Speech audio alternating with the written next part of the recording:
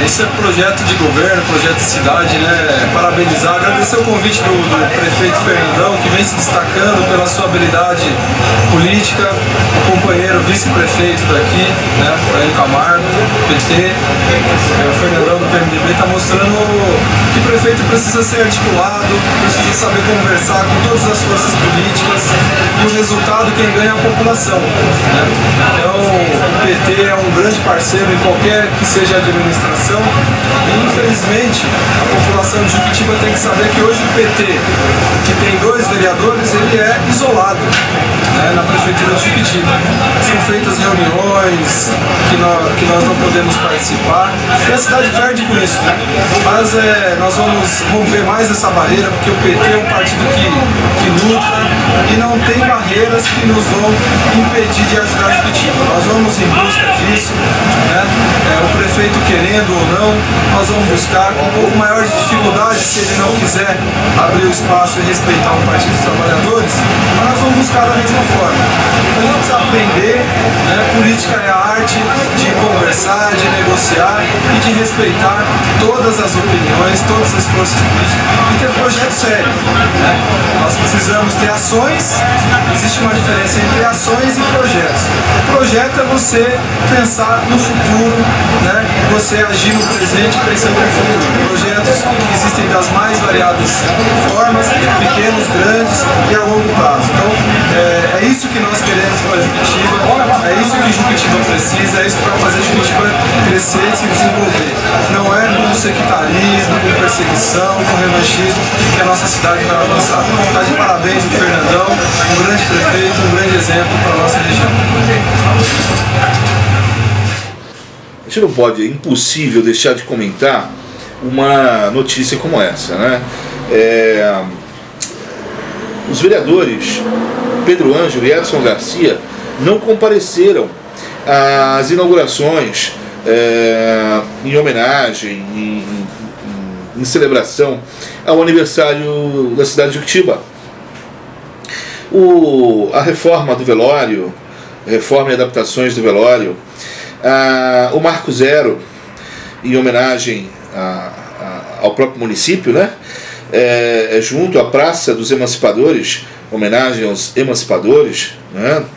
E o Centro de Inclusão Digital, que diga-se, né, o vereador Edson Garcia, que são 5 computadores ali, bem mais próximos dos Justinos do que o Infocentro aqui, instalado aqui no prédio da CEMEC, pelo governo que era o governo desses 2 vereadores, né, que quando eles compunham o grupo político que perdeu a eleição e que governava a cidade.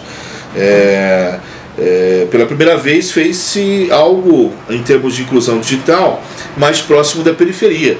E nem a essa inauguração, que beneficia o bairro dos Justinos, o vereador do PT, que é de origem dos Justinos, compareceu. Portanto, falar da questão da necessidade do político ser articulado, de ouvir todas as forças, disso e daquilo, parece que falta coerência a esses 2 vereadores, porque não comparecer às inaugurações do município, por mais simples, por mais humildes que tenham sido, mas francamente é um aniversário do município, não comparecer, não prestigiar, não ir lá com alguma humildade e ao menos fazer de conta, né? Porque até no desfile cívico o presidente da Câmara foi o último a chegar e chegou com grande atraso, até o desfile cívico. Então, vamos devagar com o andor, né? Aí vai a outro município receber recursos no outro município, prestigiando a outro prefeito, a outro governo, etc. E para falar mal, né, da política local, dizer que o prefeito não ouve o presidente da Câmara, ou seja, isso dentro do consórcio. Eu até compreendo uma matéria referencial no município que fosse fora do nosso contexto político, o município do Sul, o município mesmo do interior de São Paulo, mas dentro do nosso consórcio intermunicipal, o município vizinho levar uma mazela nossa para fora, dizer que o prefeito aqui não ouve o político, que não ouve o presidente da Câmara, ou seja, fragiliza o nosso município, expõe o nosso município, já coloca o nosso município como um município que não se entende politicamente e que está fragilizado politicamente. Isso sim é uma coisa inflexível. Isso realmente é falta de articulação, porque o próprio FolhaBR registrou, através de um trabalho de web online, a presença do prefeito lá no gabinete do deputado, que é o deputado do vereador Pedro Ângelo e do vereador Edson Garcia, que é o deputado mentor. Quer dizer, o prefeito, antes mesmo de tomar posse, foi a Brasília junto com esses vereadores, foi lá, fez o beijamão lá, né, clássico, né, de conhecer o deputado, de ir lá, de se apresentar, olha aqui, tá, o prefeito eleito aqui está comigo e tal, não sei o quê. Quer dizer, o homem foi lá, o homem demonstrou alguma humildade. Agora, o PT são vários PTs, todo mundo sabe que são vários PTs. Esse PT de São Lourenço é o PT do Zaratini. E o Zaratini tem relação política com o São Lourenço da Serra há muitos anos. É uma relação construída há muitos anos. Isso não é da articulação do Fernandão. Isso é uma articulação do Fernandão e de outros políticos de São Lourenço ao longo de muitos anos. Enquanto o Fernandão não era nem prefeito. Então, vamos falar sério, né? Se a questão é ser sério, vamos falar sério. Aqui, o poder de influência aqui, que o governo anterior, que o PT participou, o PT local participou, é do mentor. A área de influência aqui é a área de influência do deputado mentor, que foi o que esse PT local estabeleceu. Ir lá para bater palma para o prefeito da cidade vizinha e dizer que o PT isso, o PT aquilo, não está certo não. Lá é a área de influência do Zaratini, aqui é a área de influência do mentor, e o PT são vários PTs. Então, talvez fosse o momento do PT daqui mostrar serviço e mostrar também que tem humildade. Essa história de que se não aliar com o PT não vai conseguir nada, isso é conversa. Isso não é assim não. A presidenta tem relação com todos os municípios. E o governo republicano, o regime republicano não se impõe através de partidos, né? Os recursos republicanos, tudo que é arrecadado, tudo que é repasse, tudo que é convênio, tem que ser distribuído para os municípios de maneira igual, de maneira equânime. Isso é uma balela, isso não é verdade. Tentar se impor partidariamente. Isso sim é falta de articulação. O que a gente percebe é que falta diálogo. Se há um problema entre o presidente da Câmara e o prefeito aqui de Juquitiba, que resolvam juntos os dois, se tranquem numa sala e resolvam o problema entre os dois, mas não levar para fora. Não levar para fora, nos expor uma fragilidade local. Isso é ruim para o município, principalmente nesse comecinho de mandato. Gente, nós estamos falando de 4 meses de mandato.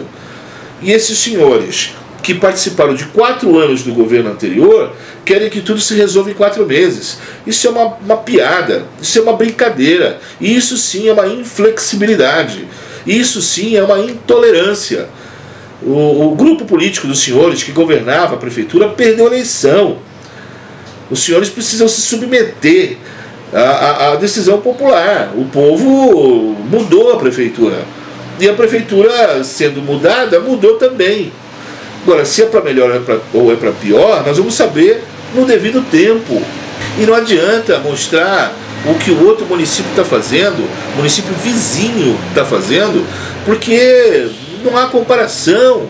As duas realidades, não há que se comparar o endividamento de São Lourenço com poucos anos de existência que São Lourenço tem. Juquitiba tem 48 anos, quase meio século. São Lourenço é uma cidade jovem, com pouco endividamento e com muito ainda para se endividar. Os nossos encargos são muito maiores, do ponto de vista de extensão territorial, do ponto de vista de atendimento à população, que é muito maior, e do ponto de vista do endividamento, e a partir de uma ruptura política. Porque aqui não houve continuidade, lá houve continuidade.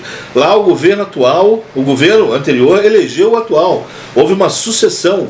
E aqui houve uma ruptura, porque o povo resolveu reprovar o governo que vinha governando. O vereador presidente é um jovem inteligente, talentoso, tem uma carreira promissora pela frente, mas precisa respeitar o time da política.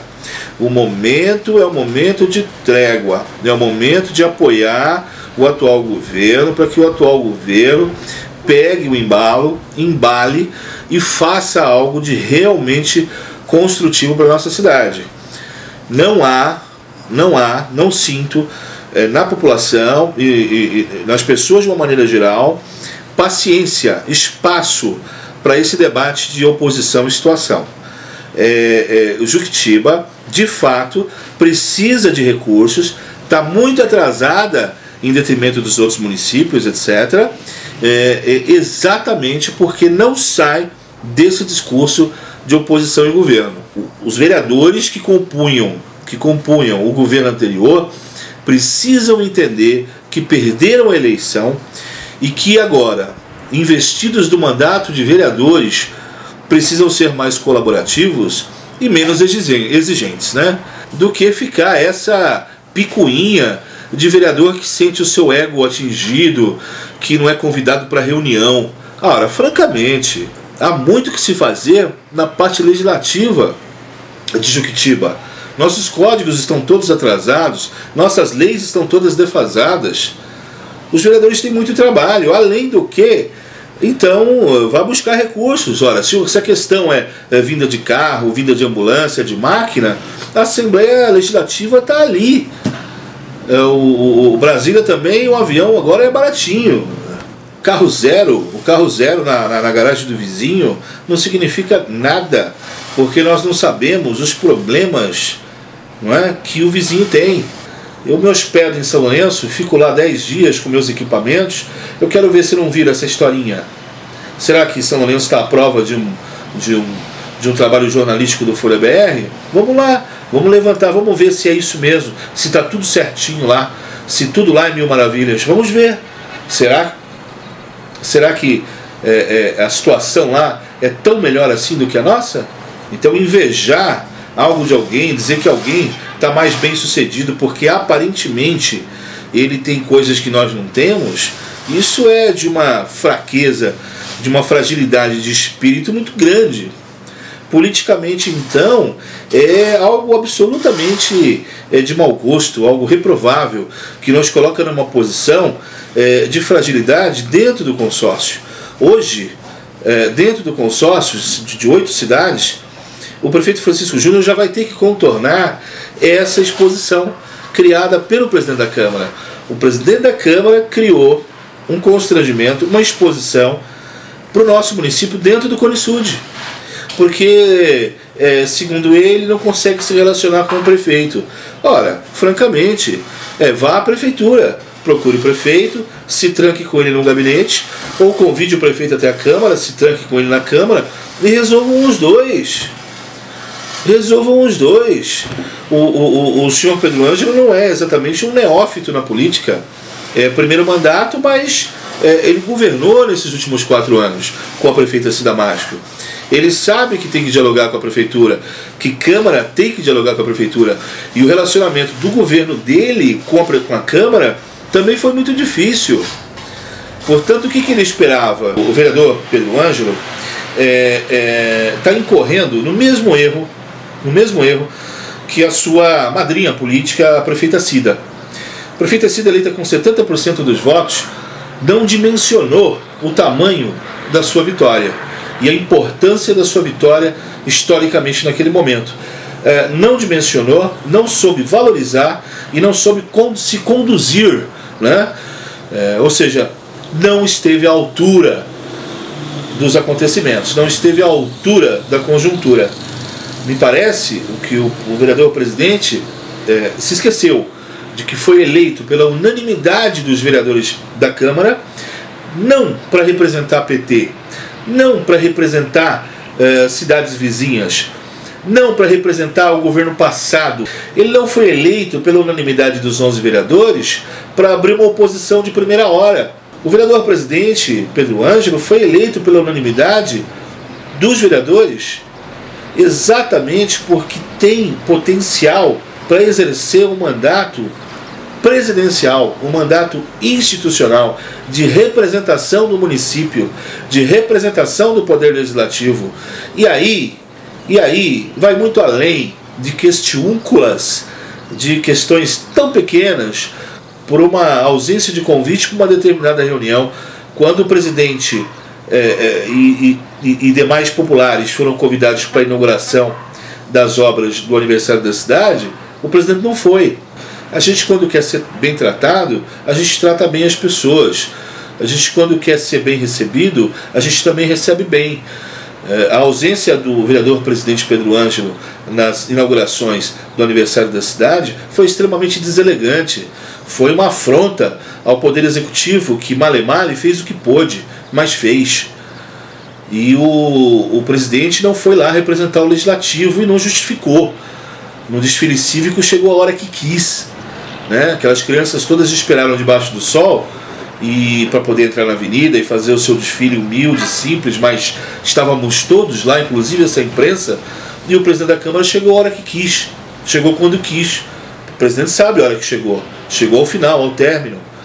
Então, a gente, na vida, a gente colhe o que planta. Se for para ser oposição, então que seja, suba naquela tribuna e diga: eu, a partir dessa sessão, sou um vereador de oposição a este governo. É natural, é louvável, é legítimo. Governo que não tem oposição é ditadura. Todo governo democrático é conveniente que tenha oposição, é oportuno que tenha oposição, mas uma oposição que se apresente como tal, uma oposição que se anuncie como oposição, que tenha a coragem de se apresentar como oposição e fazer sua crítica como oposição. Na mesma medida que é legítimo ser oposição e que é bom que tenhamos oposição, por outro lado, não pode haver dissimulação, porque a dissimulação em nada contribui ao processo político. É preciso que o vereador de oposição se assuma como vereador de oposição, porque o vereador de oposição não pode esperar ser convidado para uma reunião de trabalho do executivo. Ora, se eu me oponho a você, se eu sou contra você, como é que eu vou convidar você para participar de uma reunião de trabalho comigo? Não é? Quer dizer, há uma questão da governabilidade que é uma questão central, é uma questão fundamental. Oposição é oposição, situação é situação. O que muito político gosta de fazer e tenta fazer é se colocar numa posição de ter apenas bônus, porque oposição ou situação, ambas posições, elas têm ônus e bônus. Em sendo oposição, você é um herói, é independente, fala mal do governo, está do lado do povo, é muito bonzinho, não tem nada a ver com os problemas, etc. e tal. Em compensação, por outro lado, você não tem acesso.